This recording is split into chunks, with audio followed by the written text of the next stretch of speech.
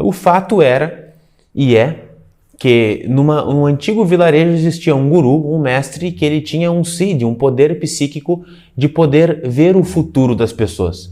Só que isso fazia com que a vida dele não fosse tranquila, porque as pessoas iam sempre atrás dele, tirar a paz dele, porque sabe como é que são as pessoas que querem saber muito do seu futuro e tudo mais. Então ele não conseguia estar tranquilo.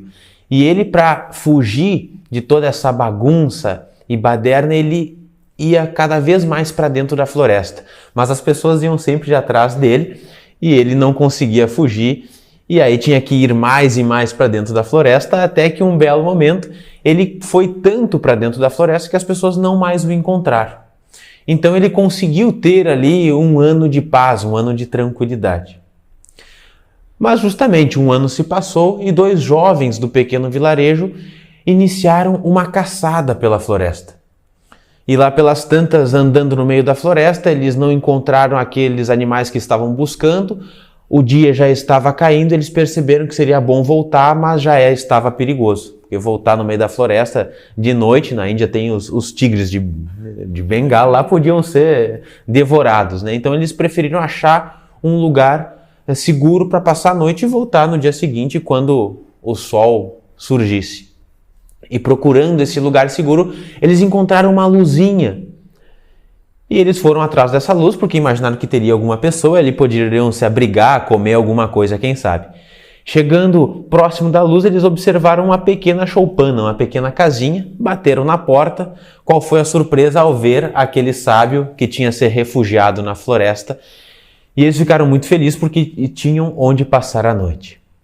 E pelo menos na Índia clássica, não sei como está hoje em dia, era uma heresia tu receber uma visita e não acolher aquela pessoa, né? Então eles foram acolhidos, dormiram, comeram e no outro dia de manhã, ao prepararem-se para partir, olharam um para o outro e como é que nós vamos perder a oportunidade de perguntar o nosso futuro para um sábio? Foi o que fizeram, indagaram, falando, olha, nós não lhe procuramos de propósito, quem sabe já seja até o Dharma nos colocando no seu caminho, então por que não? E o sábio ficou meio relutante, não quis ler o futuro, porque ele falava que o futuro não era da forma como as pessoas pensam, tão rígido como a maioria das pessoas pensam. Mas naquele ímpeto de jovem que não escuta nada, eles insistiram e o sábio então revelou o futuro dos 2. Primeiro jovem da esquerda, daqui 1 ano você se tornará um rei. Você, da direita, daqui 1 ano estará morto. Os 2 ficaram igualmente impactados pela notícia. O primeiro porque era de uma família muito humilde, não imaginava em 1 ano ter posses e riquezas e se tornar um rei. O outro, na flor da idade, como se diz, com todo vigor e vitalidade, não imaginava daqui 1 ano estar morto. Mas duvidar do sábio jamais, né? Já tinha feito tantas previsões certeiras, então retornaram para a cidade dando aquela previsão como certa. Chegaram no vilarejo e contaram para as pessoas que também acreditaram, porque o sábio jamais tinha errado. Mas aconteceu algo a partir daquele dia. A partir daquela previsão, o que viria a se tornar um rei começa a agir como se já fosse. O que viria a estar morto daqui 1 ano começa a agir como se cada dia fosse um dia precioso de um tempo que está se esgotando. Então começa a atuar com mais consciência, com mais fraternidade, com ações mais virtuosas. Em compensação, aquele que viria a ser um rei começa a ser mais arrogante, mais prepotente, mais vaidoso, mais petulante, dando ordens para as pessoas e ameaçando, dizendo, quando eu for rei, você vai ver o que vai te acontecer. Tu será expulso do reino se continuar com essas atitudes. E assim o tempo foi se passando, passou 3, 4, 5, 6 meses, nada aconteceu. Deu o prazo de 1 ano que o sábio tinha dado e nada aconteceu também. E passou ainda mais 1, 2, 3 meses, 1 ano e meio. Eles resolveram voltar para o sábio porque o sábio tinha se equivocado. Nunca antes havia isso acontecido.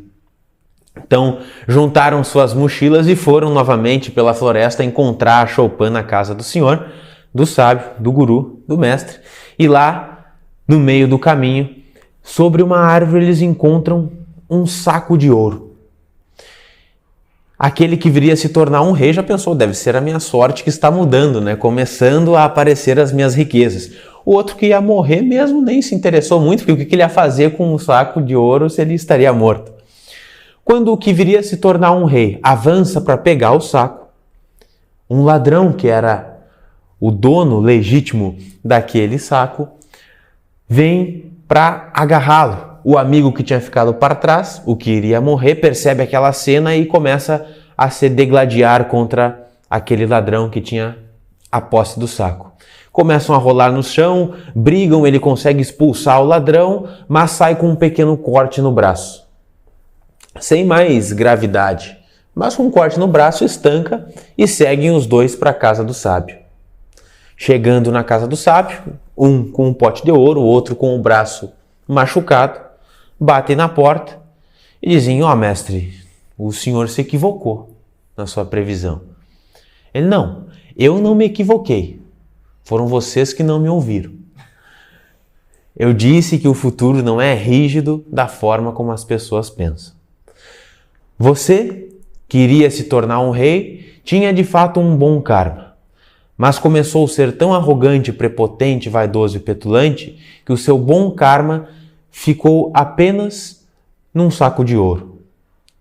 O outro queria falecer dentro do período de um ano, começou a ser tão sábio, tão virtuoso e gentil nas suas ações, que esse mau karma se redime apenas numa ferida no braço.